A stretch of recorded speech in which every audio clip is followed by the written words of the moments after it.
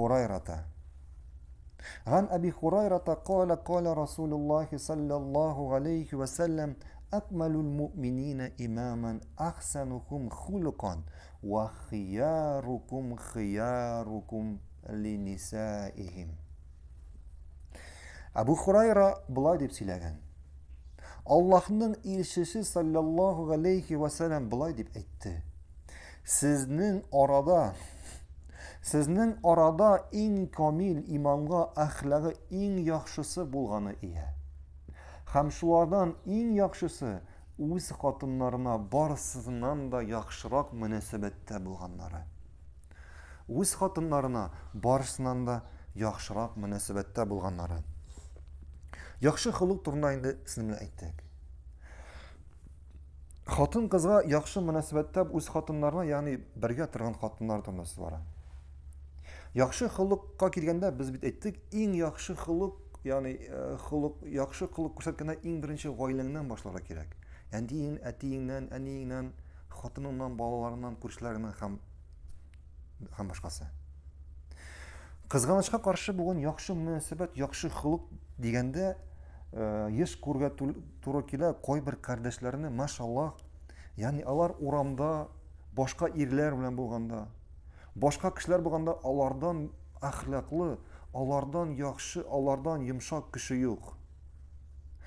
Ләкин субханаллах, шул кардәшләрнең кай вакытта хатыннарыннан, ягъни гаиләләреннән аның өйдә булган халаты турында ишетәсең, шак катасың. Бөтенләй икенче кеше.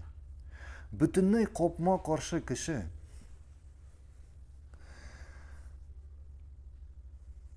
Бу дөрес түгел. Бу дөрес түгел. Әгәр бу кеше гаиләсендә яхшы булып урамда башка төрле булса, аның өчен бу хәл яхшырак булыр иде. Аның өчен бу хәл яхшырак булыр иде. Чөнки бит мөнәсәбәтне беренче якыннарыннан башларга кирәк. Әлбәттә, һәм шуңа күрә бүген еш күргә туры килә, еш ишетергә туры килә. Язалар кешеләр, язалар хатын-кызлар үзләренең ирләре турында. Кайбер кешеләр үзләренең хатыннарын кыйныйлар. Әллә нинди пычрак түбән сүзләр әйтәләр. Ашатмыйлар. Туганнары әти-әниләр белән сөйләштермиләр. Бу бик куркыныч хәл. Әлбәттә инде бу күп очракта хатын-кыз бәлки моңа үзе дә гаепледер.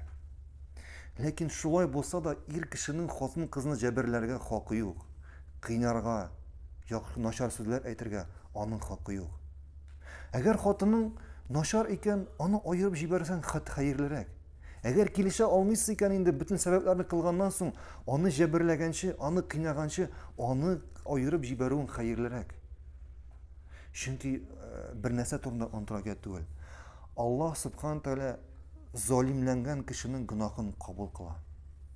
Аллаһ субханаху ва тәгалә залимләнгән кешенең, ягъни җәберләнгән кешенең гынахын бер пәрдәсез кабул кыла.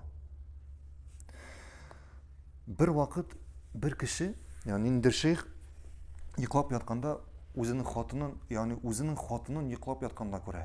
Килә, хатыны йоклап ята. Һәм йоклап яткан хатынын күреп шундый сүзләр әйтә. Мин ди гаҗәпләнәм ди.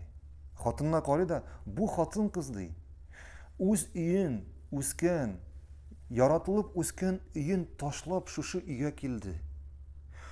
Үзенең өен ташлап шушы өйгә килде, башка кешегә, башка ир кешегә аңа хезмәт итә, аны ашата, аның киемнәрен карый, өен җыештыра. Һәм шуннан соң кайбер кешеләр үз хатыннарына кулын күтәрәләр дип шуны сүзләр әйтә. Әлбәттә, бу чынлыкта бик зур мәсьәлә. Бүген киң таралган.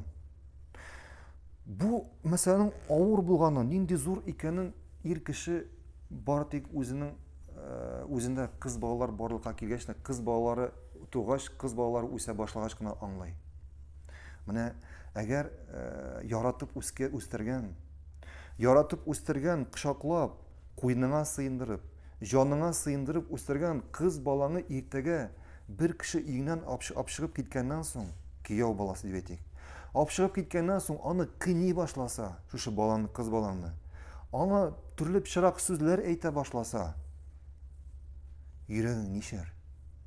Йөрәгең ничә мәртәбә ярылыр? Кая куярсың шушы кайгыны? Шуңа күрә бүгенге көндә әгәр хатыныңны җәберлисең икән, ул да бит кемнеңдер баласы. Ул да бит кемнеңдер кызы. Әти кеше аны үстергәннән соң сиңа биреп җибәрде әманәт иттереп. Син аны сакласын өчен, син аны тәрбияләсен өчен, өйрәтсен өчен. Шуңа күрә хатын кызны җәберләргә ярамый. Пәйгамбәрбез саллаллаһу алейхи ва саллям әйтте, сезнең арада иң яхшысы диде, хатыннарыгызга иң яхшы булганы диде. Шуңа күрә әгәр хатының белән ниндидер капма-каршылык чыга икән, безнең сөннәттә килгән иң беренче аңа аңлатырга кирәк. Иң беренче аңлатырга кирәк. Әгәр син күрәсең икән, ялгышын аңа аңлатырга кирәк. Аңлатканнан соң, шуннан соң аны калдырырга кирәк урынында.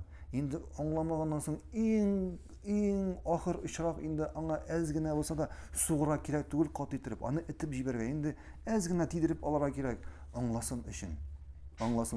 Инде шулай да булмаса инде, бөтен сәбәпләрен кылганнан соң, әти-әниләр белән, туганнар белән сөйләшкәннән соң, аннары аерып җибәр, ләкин аны җәберләмә. Шуңа күрә иң яхшыгы сезнең иң күркәм, ягъни иманнары белән, Пәйгамбәр саллаллаһу алейһи ва сәллям иманнары белән иң камил булганнары, ул да булса күркәм хылыклары, һәм инде мөэминнәр, мөселманнар арасында иң яхшы булган кеше, ул да булса кем? Хатыннары белән иң яхшы булганнары, мөнәсәбәттә булганнары. Дәвам итәбез.